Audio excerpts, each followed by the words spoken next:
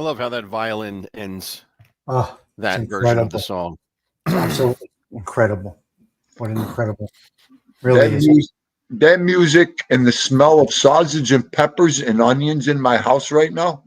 Wonderful, wonderful. Where else would you want to be, smelling, talking about? Who doesn't want to be missing Italian? the wine. Who doesn't want to be Italian? You got to be Italian. It's the way. Well, thank you everyone for joining us. 15 people to start off, which is amazing. Let me just say hello to folks. Octavia, welcome back. We haven't seen you in a while. So good to see you. Yes. Arlene, Merlino, Don McHugh from the land down under. Osada, the chocolate master, is here. Kelly, hello, Kelly. Stephen Morinello, how are you? Let's say Tammy, I think I saw Tammy in here. Just chilling, checking in from the West Coast. Todd Father hanging out in the chat. And I think that's it for now. For those that commented and everyone else that hasn't commented but is here, welcome. We appreciate you being here with us today. Bucky is here. Good to see you. How are we doing, fellas, on this Sunday afternoon? We are good. Oh, next week you could read the names out and then give me a second and I'll spit out their nicknames. There you go. You say, and there she is, Arlene Merlino, Mrs. Wet and Wild. Oh, there you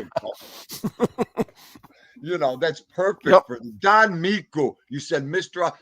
Captain Kangaroo is in the building. All right. We got a lot of good ideas, everybody. Damien. Hello, Damien. First time in for Damien. Nice Hi, to Damien. See you. Beautiful. So I dropped it in my community tab, and that's why you might see different people. Oh, great. Very good. Very good. So for today's episode, what we're going to talk about, and it may not be a full hour because there's a natural break in the scenes, and I don't want to go beyond what makes sense. So what we're going to talk about today is basically the connecting scenes between the assassination attempt on Michael and him going to Cuba. So this is the stuff that happens prior to him going to Cuba, and he leaves the compound, disappears, and these are the things that happen. And I titled it Meeting Hyman Roth because that's the main thing that happens, but there's other things that happen as well that we'll talk about.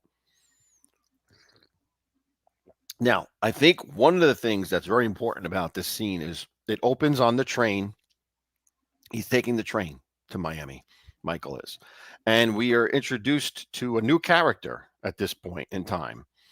And that is Thindu's favorite character, I think, the Godfather. And this is Michael's personal bodyguard, who is actually brought in from Sicily just to be his bodyguard. And he does have a name. They never tell you his name but the script has his name. The character's name is Buscetta, Busseta. Buscetta, that's the character's name.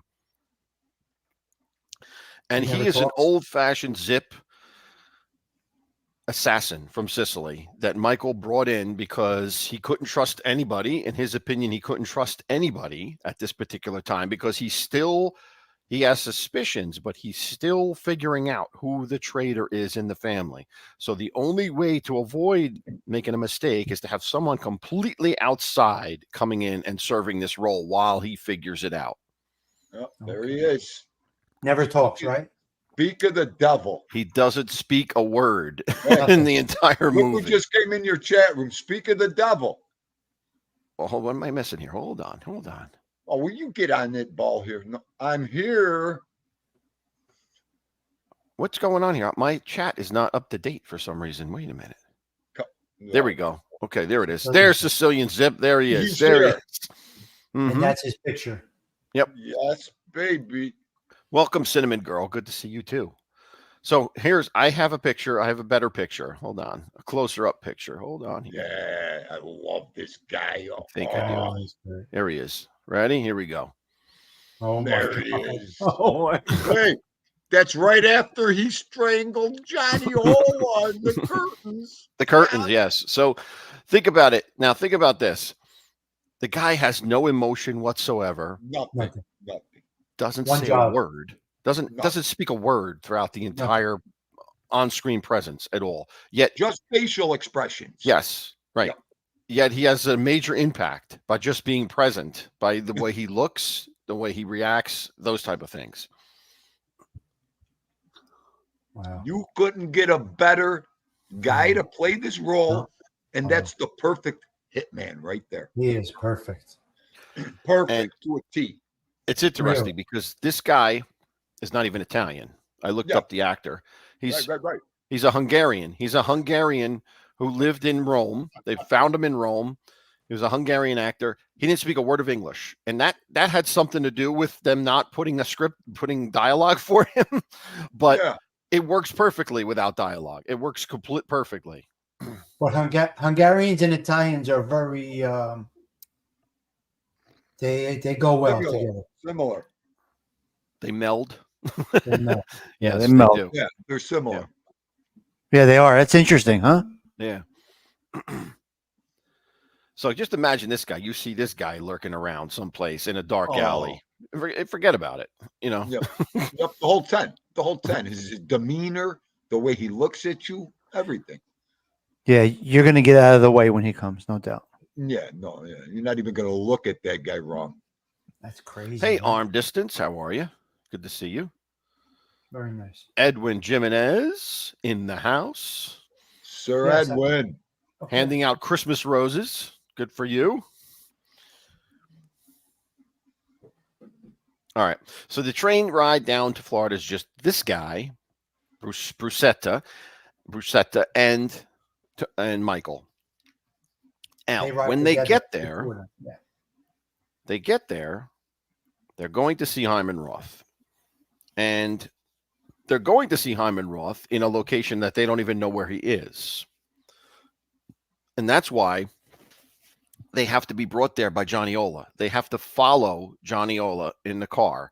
And the next scene you see is them in these beautiful Cadillacs, these beautiful, actually, I don't even know if one of them was definitely a Cadillac. I don't know if the other one was, but beautiful 1950s cars with the fins on the backs, beautiful cars. Now, Michael is driving and Johnny Ola's driving. So Johnny Ola's in the front and Michael is following him driving. And the bodyguard is in the back seat, which I thought was very interesting. The bodyguard's not driving because the bodyguard has to be available in case something happens. Michael drives himself. Wow. And I think I had a picture of that. If I let me see if I have a picture of that. Here it is. You can have no distractions. Right. Oh, I love that. Yep. Oh my God.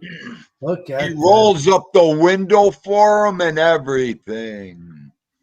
That is some picture right there. Wow. Yep. You don't let him do anything out of the way. Now, Hyman Roth is old school, right? He's from Vito's generation. He's one of the last people from Vito's generation still active. And we kind of get a glimpse into that, why that is the case. Because when we get to his house, it's a very unassuming ranch. It's just a small one-car ranch, nothing extravagant, nothing. His motto is to keep out of the public eye, to keep quiet, to live modestly. And as a result of that, he lives a long time. He's there. He's the oldest guy around, basically. Mm-hmm. Yep. And I couldn't find a picture of his house, but you get the idea. You know, one car, Miami ranch, pretty simple and straightforward. Now, when Michael gets there, Michael goes into the house, and he's greeted by, I don't know if it's his girlfriend or his wife, Hyman Roth. I don't know what that woman is, but something, significant other. Yes, and she's dressed like, like Leave It to Beaver. Like she's got like a perfect housewife. You know, she comes in and come in, everything's nice and everything. Yeah. And sit down. Would you like a sandwich? I'm making sandwiches. just so very unassuming and just very everyday 1950s every day. Yeah. It was kind of the same thing Luke Cabrasi had. You remember we talked about Luca? Yes. He had the woman took care of Same thing with Hyman Roth, but a little more, beaver cleaver type, like you said. Yes. Now, good observation. Yeah. So, and what is Hyman Roth doing? He's sitting on a chair in his living room and he's watching football. And Baseball. No, football. He's watching football. Yes, he's watching football. He then he says, "I enjoy watching football in the afternoon. It's one of the things I love about this country. Baseball too." And that's when he makes this iconic line. He says that iconic line. Right. I've loved baseball ever since Arnold Rothstein fixed the World Series in 1919. Right. Which is reality, right? That's a comment to reality that actually occurred with the Chicago White Sox. Chicago White Sox. Yeah. Go ahead. Yep. Great. That's a good story too. It is. Oh yeah, absolutely. Yeah. And this is just an indication of how a fictional characters they pull in reality. They pull in certain parts of history to bolster up the legitimacy of the fictional characters. And I think it lends itself to the movie and makes it feel more realistic. You think that you're talking to, you think you're watching Meyer Lansky, because that's who he's based on. Hyman Roth is based on Meyer Lansky. So you think that this is exactly what's going on here. So it's a nice touch to bring that into life into art. That's crazy. Arlene Marlino, you think so? I'll tell you what, Wet and Wild. What is she saying? I'm just reading her comments. Oh boy. I just have to remark. Sorry. Tony Silo, good to see you, my friend. Silo, yeah. Adam Kravorsia, good to see you. Payment too. Yep, I saw it. Yep, arm distance. Yep. Down neck in the house. Good to see you. Up to 25 people. Very nice. Yep. So now this conversation between Michael and Hyman Roth it seems very simple, but in fact, it's a very complex scene because what's going on here is they're both playing a game. They're both posturing with each other in this meeting. It appears that this is just Michael coming to paying respect to Hyman Roth. Basically, that's Michael's angle, right? Michael's here to pay respect to Hyman Roth and to ingratiate himself with him because of this business deal. Right. Flatter him. Whatever it takes to make this work, he'll try. And the pleasantries that they exchange demonstrate that, where Hyman Roth says, you're a wise and considerate young man. And Michael says, and you're a great man. They're both pumping up each other's egos here in this game that they're playing. Now, here's my question for you. When Michael goes there, does he know that Hyman Roth was responsible for the attempt on his life? What do you think? He has a clue. No doubt.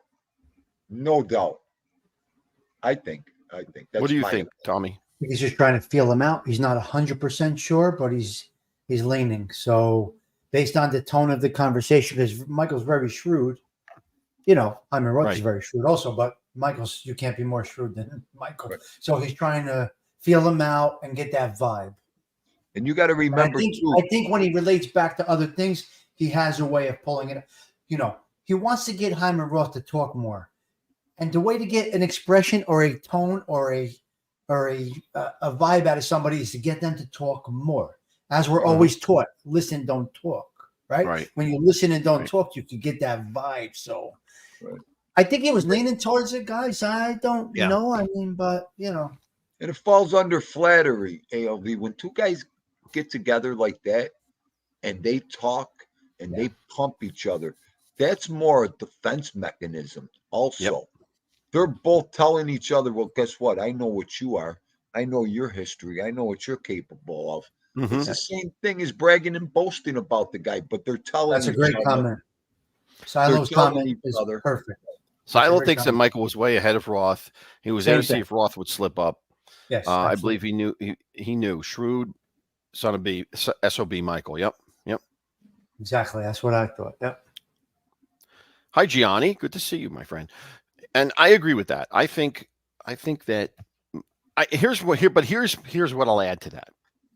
I think Michael knew it was Roth, but he wasn't 100% sure, which just what Thindu said. I don't think he was 100% sure. And he was going to use Pentangeli, who he knew Pentangeli. He had this conflict with Pentangeli. That already happened. Pentangeli came and asked to have the Rosado brothers killed. So Right. he's going to use that as a way to get Roth's trust. So he asks Roth, he puts forth a facade that he thinks that Pentangeli was behind it. And he tells this to Roth. And he says, Pentangeli asked for my permission to kill the Rosados. I refused. He tried to kill me. I'll visit him soon. And he asks Roth, do you have it? Pentangeli's a dead man. Do you have any objections? Now, in him asking this is, I think, his key to find out 100% if Roth is behind this. Because if Roth speaks up and defends and says, no, I don't want this happening, maybe he doesn't. Maybe he's not involved. Maybe Roth is not behind it. If he says, don't do this, I don't want you causing problems. But he doesn't. Roth says, he's small potatoes. Do whatever you want. Yep. To me, that's an indication that that's an admission by Roth. That's an admission because he's going along with it and saying, let him take out Pentangeli. Pentangeli's his enemy. Let him take him out. You know. And you got to remember, Michael's history. He just went through this with the Bazzini and all that shit. So he's already schooled on what's going down here with Hyman Roth, guys. I mean, he's not just, it's not his first rodeo. Right. So he knows that treachery. He knows that animal. Absolutely. So. Yep. Just Chillin says Hyman was a perfect definition of a snake. Yeah, I guess so. Yeah. Not smarter than Michael, though. Yeah. And well, as we learn, he's ultimately he's not good enough, but he was pretty darn smart and pretty darn cagey, and he set things up pretty well to put Michael with his back against the wall eventually. So, but Michael gets out of it. But it's pretty impressive what he does between using Pentangeli and everything else to do this. Right. Well, guys, it's in you go anywhere. Like Dindu just said, they already knew these guys weren't, wasn't their first rodeo. Right. And this is all Machiavellian stuff. We talked about this before. Machiavellian. This is what this is all about. This is an example of that. The dealing with your enemy, trying to get him on your side, trying to get him off guard, trying to always have the upper hand. This is all what Machiavelli wrote about, and which is what is really what the Godfather, the interactions between those in power is all about, demonstrating the Machiavellian principles. So he has this meeting and then he leaves. Now, where does Michael go next? Michael goes back to New York. He goes from Miami. He goes across country from Nevada to Miami. And then he goes back to Long Island to meet with Pentangeli. And it's a surprise visit. He just shows up there. And right, yes. Let me see. Hold on here. So the scenes go back, and the scenes are a little out of sequence, but a little out of sequence. But he goes back to Pentangeli. He's already spoken to Roth, and he goes back to Pentangeli. And what does he tell Pentangeli? The exact opposite of what he told Roth. Yep. He tells Pentangeli, Hyman Roth tried to have me killed. Now he's reading Pentangeli's response. He's using the opposite to make sure Pentangeli's not behind it. However Pentangeli reacts, he's going to give away something. Yep. Let's go one step further. Art of War, right there. That's what book that's called. Now you could throw that in there too. I'm sorry, say that again. I missed that. That is a perfect example of Art of War. Oh, Art of War. Oh, yeah. You could Yep. go right under that title too. That Mhm. book, Right. under the Machiavellian Right. theory. Yep. So what? I'm sorry. No, absolutely. No. Yeah. That's working your move against the next guy. That's what Art of War is all about in that book. What is this going on That's in all here right. with Come on, I keep don't going. What happened? Hang on. So go ahead. Okay, Uh-uh. he's trying to read him the same way as you. You can't Right. play the scene. Can't play the scene. We'll get a copyright. Right. So he's trying to read him. He's working the middle basically. He's basically right. He's using the inverse, the opposite of what he told Roth. Beautiful. Now what does Pentangeli say? Pentangeli's response is surprise, and it's legitimate, and it's an honest surprise. He's like, Jesus Christ, Mike, let's hit them now. Hit them now while we got the muscle. Let's hit them all now while we got the muscle. So this is this goes back to TheGuild will appreciate this. This goes back to Clemenza's regime. He's from Clemenza's regime. What would Clemenza's reaction be? Let's hit them all now. Let's get an emotional reaction. Let's hit them. Yep. Yep. That's the old school right there. Yep. Beautiful. There's that mentality, old school, all the way right there. Beautiful. Right. And I think that's what tells Michael. That reaction tells Michael that he's not involved. It tells him that Pentangeli's not involved. So after the meeting with Pentangeli, he solidly knows that Roth is behind everything. Roth is the ultimate person behind this. In talking to Pentangeli, he says, I want you to settle these troubles with the Rosado brothers. And Pentangeli's just, I don't have your brain for big deals. That's what he says. I don't have your brain for big deals, but I don't understand. They're taking hostages, which I think was so bizarre that they're actually taking hostages from one family from the other. They were actually holding people hostage. Yeah. And this whole dispute between the Rosados and Pentangeli is over Brooklyn for the most part, because the backstory to this is that the Rosados were originally part of Clemenza's regime, also with Pentangeli, and they wanted to break away, and they still want to this point. They wanted to break away from and do have their own family. The Rosados wanted to have their own family, so they begin to establish a relationship with Roth through Johnny Ola. That's how that begins. That's how that whole thing begins. And there was a deleted scene, and it's interesting because it's not a full scene. You won't be able to find the actual scene because they never shot the entire scene. But it's a scene, and there's only a picture of it. Now, let me see if I could. I thought I found the picture of it. Let me see if I can pull it up. This is just one picture they have of this. Where is it? I hope I have it here. I like just chilling. How could you trust anybody in this Here it game? is. All right. I was going to get to that comment. That's a great comment. That's a great comment. Oh, you're goddamn right, just chilling. Now, this scene right here, this happens prior to Michael going to visit Pentangeli. Pentangeli sits down with the Rosados. This was in the script. It was actually written in the script. Check this out up close. Yeah. Wow. Look at that. Let me see if I can put it on cool. See if I can put it on full screen. That's a cool ass picture, man. There we go. I mean, that's the But best it thing. never happened. But it never was happened. No, I know, but look at that. That is awesome. Look at the guy in the background sitting down. Now that's Danny Aiello in the background. Yeah. Oh my goodness! Look at that's that. Dude sitting down there with the hand in the pocket. Right. So that's Carmine Rosado sitting at the table, and Tony Rosado is Danny Aiello sitting in the back there. Yes. Wow. I loved it. I'm going to screenshot. This is going to go up on my wall next. That is amazing. Okay. Yeah. So why in the world was that scene not put up? I know. I don't know. That's a good question. This is good view, right? That was good. Hold on. I wanted to. There you go. Now I'm going to tell you what goes on in the scene, because what I looked up, the script. I looked up to see what went on the screen. So basically, in this scene, and I agree with you, Tommy. I don't know why this is so important because it explains everything. Yeah.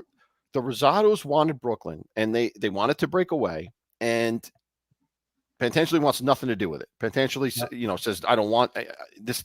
I don't agree with this. I don't want this happening. Yeah. But he does say, what do you want? What do you want? He sits down with them and is willing to listen to them. And they say they want full control of all of Brooklyn, and they want, and in return, they'll release their hostages that they have. And then he says, well, what else? What else am I going to get? Pentangeli says, what else am I going to get out of this? And he says, well, if you need us, we'll be there. We'll be your enforcers. If you need us for anything, we'll be your enforcers. But we want to operate independently. You can have the rest of New York, the New York territories, but we just want Brooklyn. And we want to operate internally, do our business the way we do it. We're not going to pay you any taxes. But if you need muscle, we will be there to be your muscle. Right. Unbelievable. It's a really interesting proposal, so to speak, Yeah, that's good. Wow. That is very we get back to there's our screen. There's our screen. So and basically Pentangeli refuses ultimately, and that's what sets up all this other stuff happening with them. It would be such a powerful scene to have in, and they didn't even shoot the scene. They just shot that one. They started to shoot it. They had that one picture, and that was it. They took one shot of it, and that was it. Would have been incredible. That would have been an incredible scene. Yeah.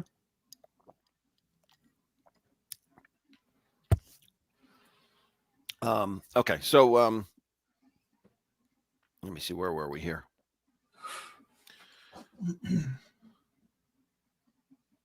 Okay, so then let's go back to where we were. So Michael leaves Pentangeli, and the next scene is kind of off base, but still related somewhat. It goes to Fredo's bedroom, where Fredo in the middle of he's in the bed. Yeah, he's breaking up. Breaking up a little bit. You're lagging. Yeah, he's freezing. Hold on. Hello, Joey Pope. Shake that mouse, ALV. Hello, Sticks. Joey Pope. Hello, David. Nice to see you, Dave T. David T. Stiggs, wait till you see what I found yesterday. I'll bring it out at the end of the show. Show you. My back? My back? We can hear it. Yeah, we got you. You're good. Yeah. You're back. So, yeah, Fredo gets a call from Johnny Ola, and Johnny Ola is asking him questions. And the questions he's asking him are really this meeting between Pentangeli and the Rosados. And they want Fredo to tell them if Pentangeli is going to be on the up and right. Is it going to be kind of a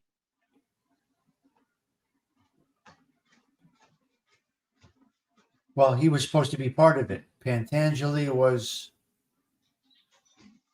What was Pentangeli? What was he asking him? What was he asking Fredo? Mm-hmm.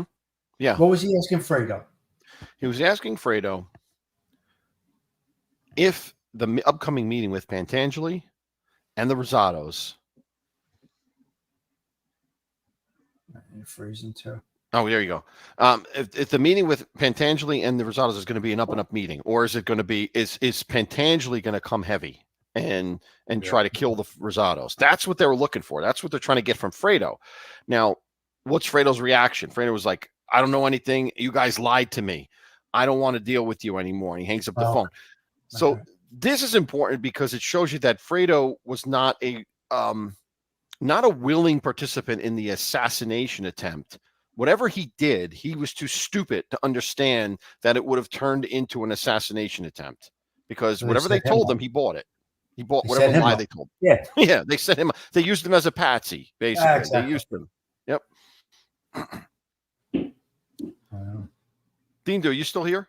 Yeah, I'm here. Okay. No, I just want, I couldn't. Here, yeah, no problem. All right. So that's telling Stiggs, I want to show everybody something at the end of the show, what I found yesterday. Oh, okay. Yeah. Yeah, you guys will, Silo, Gianni, Davey will appreciate it. Joey Pope. distance. Go ahead. I'm sorry. Okay. And then the next scene here is the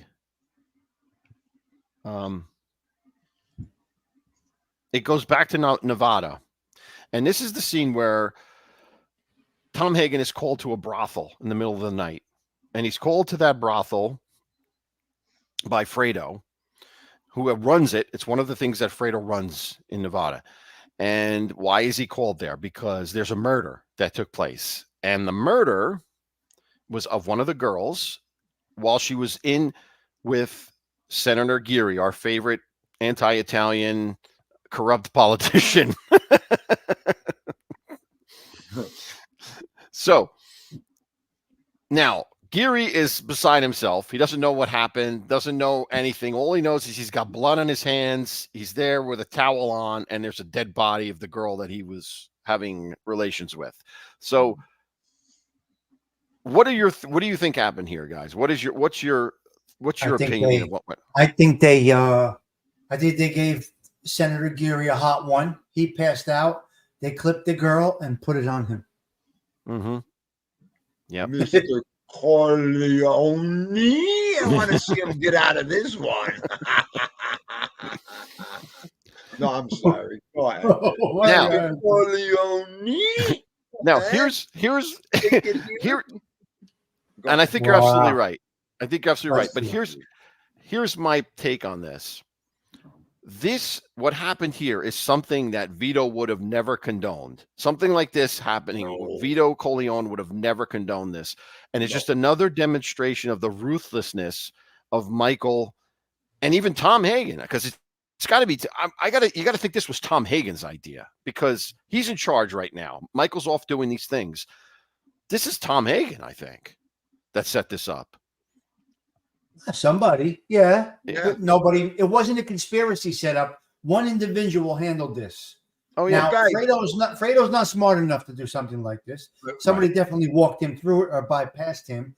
It could have been Tom, or it could have been a street guy. You know, who knows? Could have been. Well, I don't think Tom did it like physically. I don't think he did physically. Do but you remember who was wiping their hands off? Yeah. Neary. Oh, Neary, you're right. Neary was right. He had a towel. Neary set that whole thing up. He was like this. Hey, Corleone. Yes, but on the direction of somebody higher than Neary, so probably Tom. Yeah. You know what I mean. But to carry it out, you're right, Dean. Neary carried it. Yeah, I think Neary actually did the dirty work, but I think it's Tom's ruthlessness. You know, they had and then Tom explains to Geary, this girl has no family. She it'll be like she never existed, and all that's left is our friendship. I mean, it's the perfect setup for blackmail right there. You know, now why would Tom set that up? That's a very, very good observation. Because he's Go ahead. Go ahead, he's that intelligent.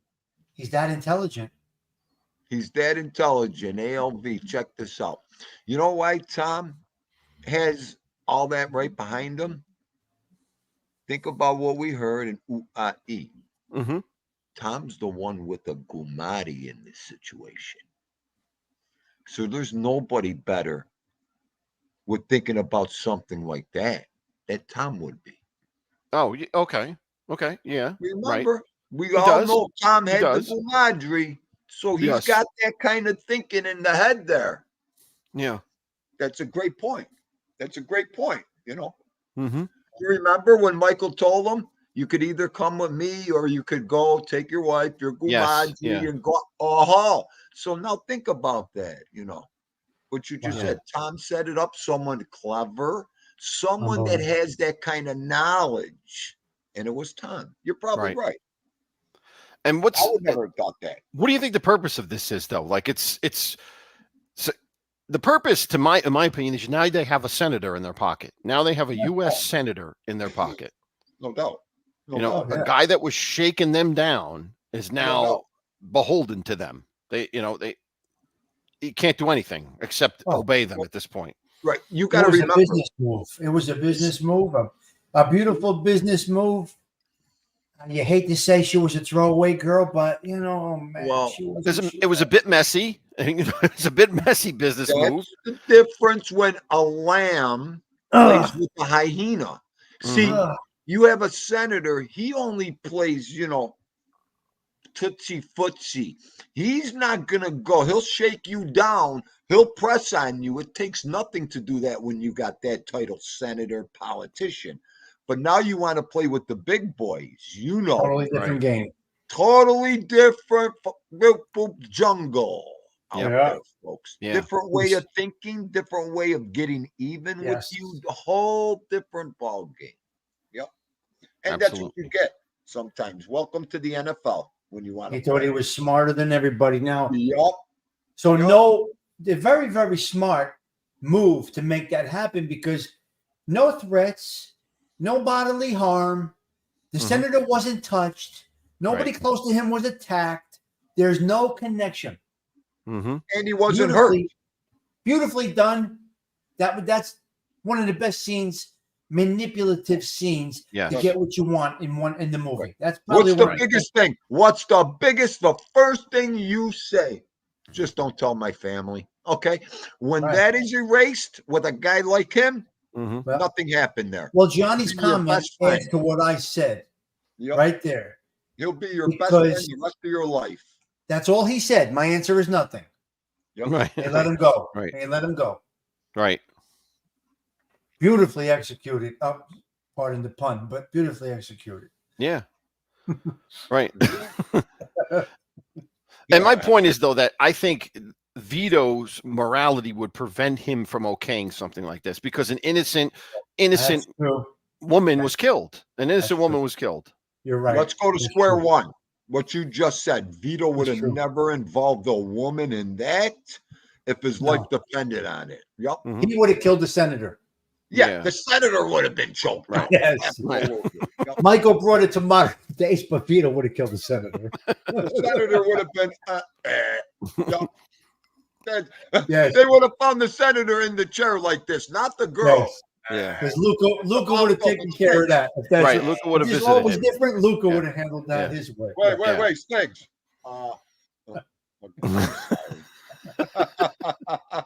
That's what we do around here. Okay. Oh my God.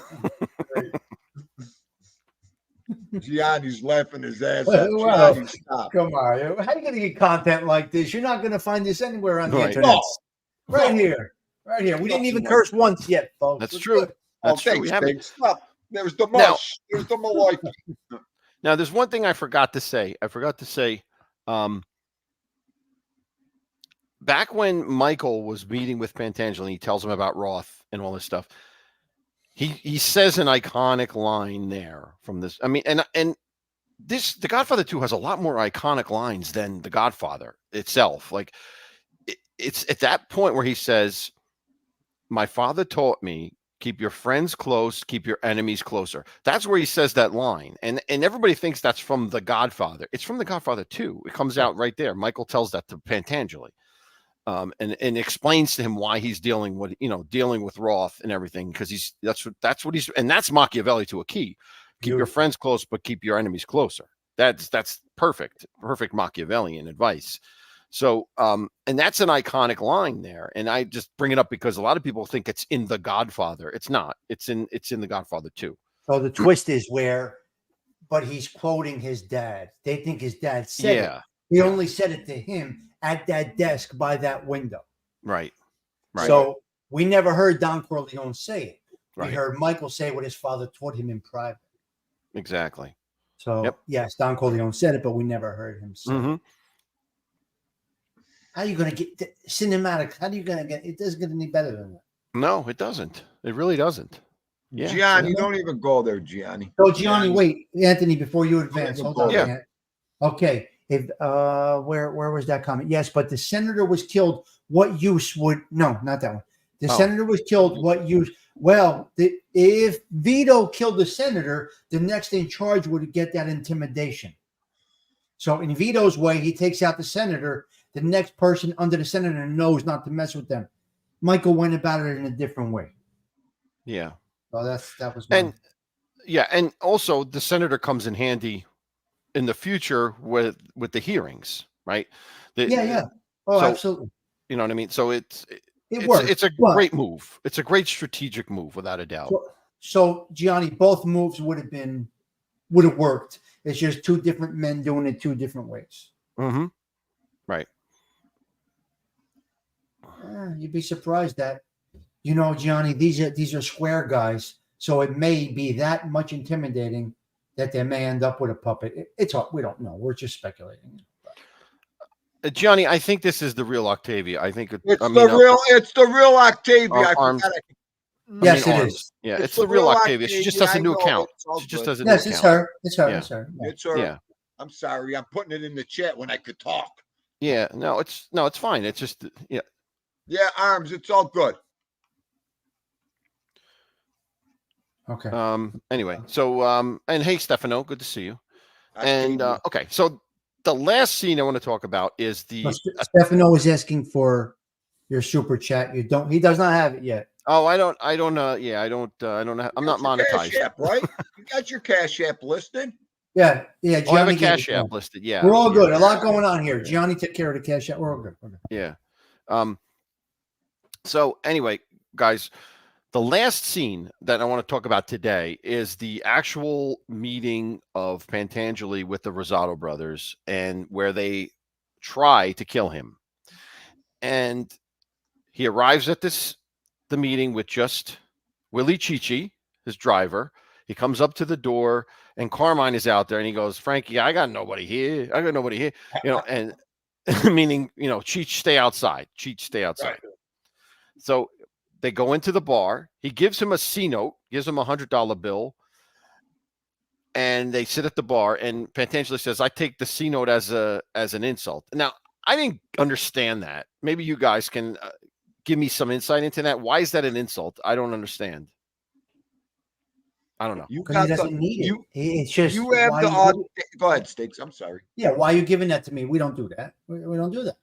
We don't do that. Buy a drink, whatever. But we don't. It just doesn't. Yeah. It's out of character. Mm-hmm. Yeah, why are you handing me a C note right now? Are you out of your mind? Yeah. I would have said, "Here, take this C note before I blast you." Yeah. That wouldn't happen. I mean, that twists his brain up because that's not a typical action. So right. You could tell he wasn't well polished for a situation like that. When you already insult the guy before you try to kill him. I mean, really? Mm-hmm. That's what raised his suspicions too, I bet. Right. Yeah, it's just a manipulative thing. Yeah, I mean, it's something to kind of throw him off guard, I guess. Like, get him all out of kilter, get him off. He's upset now because he gave him the C note. I don't know. He wasn't that broke. Like you were saying. I mean, well, he says it's a lucky C note. He says this is a lucky C note for our deal. Kind of. It's just, I don't know. No, not that. Yeah. Yeah. Yeah. All of that's weird. Yeah. So anyway, they're at the bar, and up behind Pentangeli comes Tony Rosado with the garrote, the classic garrote, pulls him back, choking him. And here's the key point. This is the most important point. Michael Corleone says hello. This is class. This is genius. It's genius because, and it's all Roth. It's genius because if the assassination fails, Corleone gets the blame. Yep. Oh my God. If it succeeds, great. If he succeeds, he's out of the picture. But if he fails, Corleone gets the blame. It's hard to believe someone is that thinking far ahead, It's, And I love the guy that choked him out. Danny Aiello. Yeah, Danny Aiello. Yep. That was the greatest. When I seen that, I was like, oh my God. It took me about 4 or 5 times watching it to recognize that was Aiello. But, because when you're young, you don't know. When you're kids, we were kids the first time. So. Right. It's crazy. Right. That was crazy. Yeah, and he drags him into the back. And then it just so happens that a cop comes walking by and comes into the bar and says, what are you doing? Are you open or close? It's dark in here. And then he says, is that something on the floor? And then all hell breaks loose. That was it. You know what that's telling me? You know, that happens in a lot of hits. You know, in a lot of movies, you have that one cop walking by, and it always makes you wonder. Always makes you wonder: is anybody paying the cops off around here? I mean, really? You know You what would I think mean? right. You would You think would they think, would have. Yeah. why is this cop walking in here? Right. Don't he know what we do? You know what I mean? It's Yeah. like, wow. You know, Well, they were the Irish cops. They weren't being bought off there. that's what I mean. Why ain't they being, bought off? Walking around like that. That's all. Well, yeah. It also Good shows point. you that they're imperfect. It also shows you that they're imperfect. Now, Yeah. these are the Rosado brothers. They're a bit of a brutes. They didn't think to pay off the cops. They didn't think to, they didn't cover all their angles here. And the only They reason gave they're him saying, $100 bill Yeah. before the hit. Right. I know. Right. Right. They weren't polished guys. and this is an aside, and because I guess we're kind of towards the end here anyway. But this is an aside. You never see what happens to the Rosado brothers ever. You never see what happens in the movie. What happens to them? Which to me, I think is a major flaw. Not a flaw to the movie, but it's a major missing piece. Like, at the end, you think they would have been a part of those last scenes when all the hits are done. I don't know. Well, do we take for granted that somebody was taking care of them? Right. Right. They were being taken care of. I mean, Okay. yeah. You know who else that you said that? Do we ever know what happened to Tommaso? Did he just die away in Sicily or? Don Tomasino. Oh, he's in Tomasino. Godfather 3. Don Tomasino. Was he? Don Okay. Tomasino is at the okay. meeting in Godfather 3. Yeah. Okay. Oh, yeah. You'll see. We'll get there. It's going to be good. No, I know. I'm just thinking, you're thinking. Yeah. I don't see him in Godfather 2. No. Oh wait, no, he's in some of the. He's definitely in Godfather 2. He's in the Sicily scenes. He's in okay. Yeah, So, I'm thinking back that's in the one. old days, back in the 20s. On the head of the old man. I'm thinking that's one. Okay, I'm thinking that's one. Right. So yeah, that'll be. He's at the big meeting at Godfather 3. I think. Yeah, I think. In Atlantic City, maybe? Is that No, he's not there. He's in Sicily. When they go to Sicily for the opera. We go to Sicily for the opera. He's there. Gianni made a great point there. Yep, there was. Gianni, there was Persico and Gallo, that scene. All the way were the cops, because in the movie Crazy Joe Gallo, that's where Thindu got it. During that hit, a cop walks by there too, Gianni, if you remember. Just like in The Godfather. Same incident, same hit. Yeah. Right. Gianni's right. Yep. Very good. Yeah, again, right. Very Art good. imitating life, right?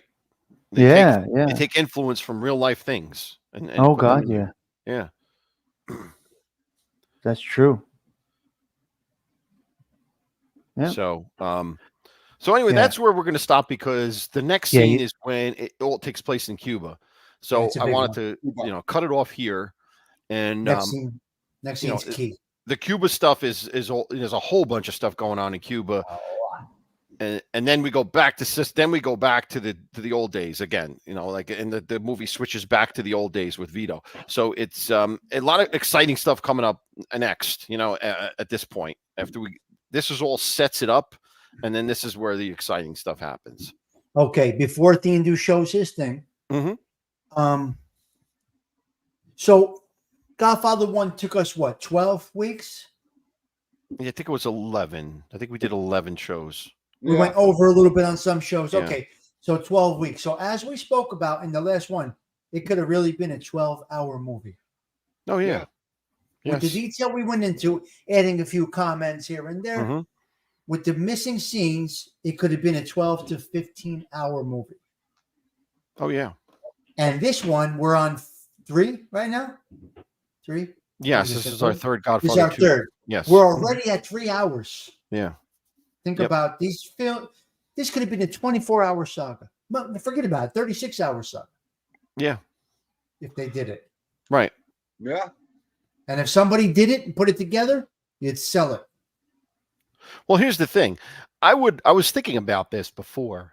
I would love to see something put together, and I don't think it'll ever happen, but I'd love to see something put together of Vito coming up to the Godfather, all the things that happened with Vito in the old days, coming up to the Godfather itself.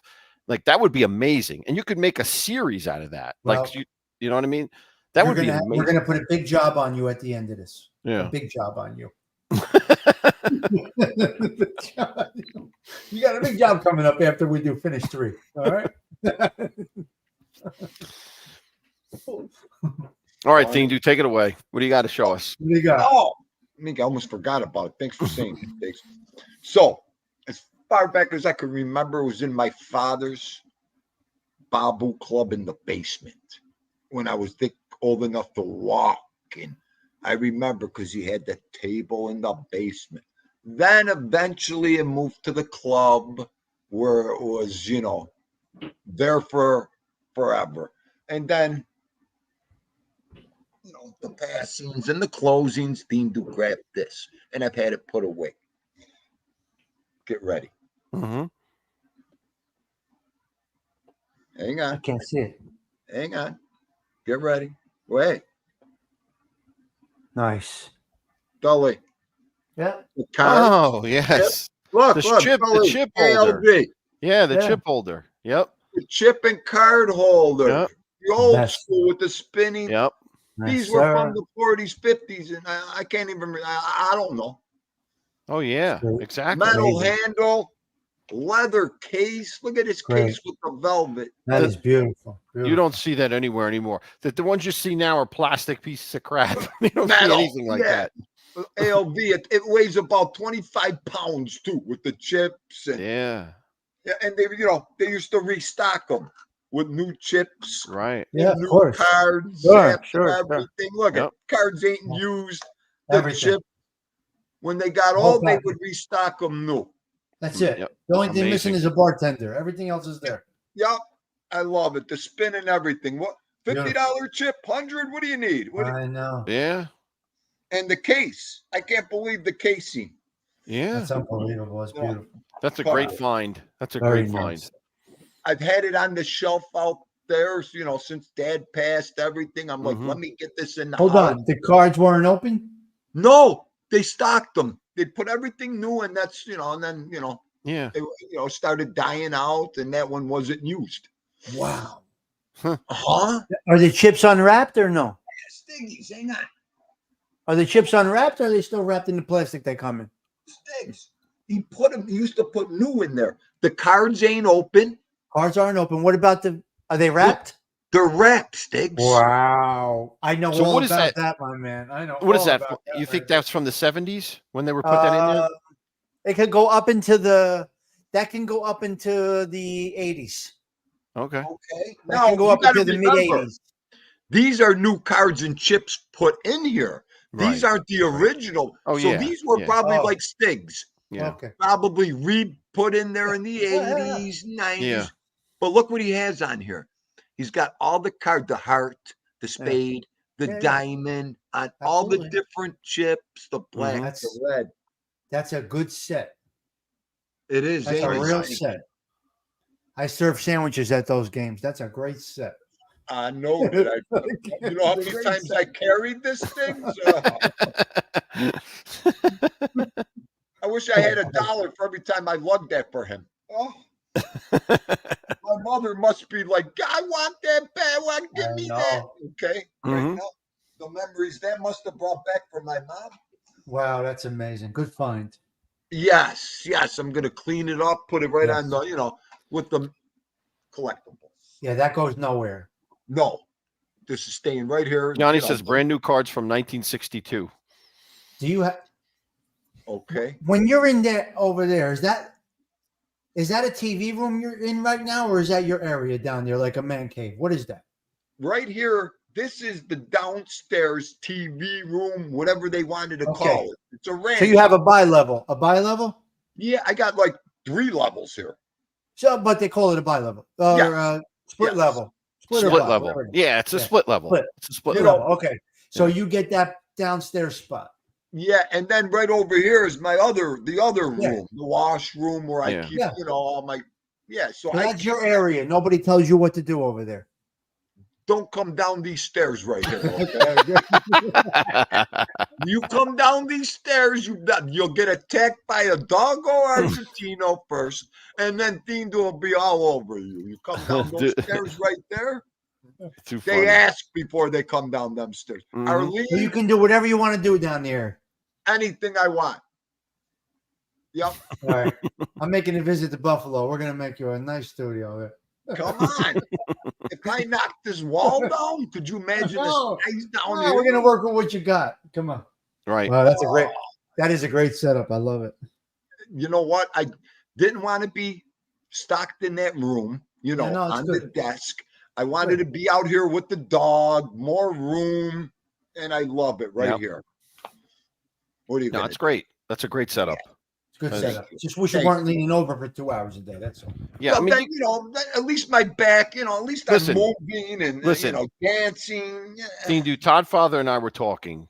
We're going to buy you, we're going to go to a Goodwill and buy you a friggin' stand so that you could put your laptop on it so that you're Right not there. like, Yep. this all the time. Looking at Yeah, you're like leaning this. over. You know what? You're gonna get sciatica like that. As soon as you do that for me, I'm going to go like this.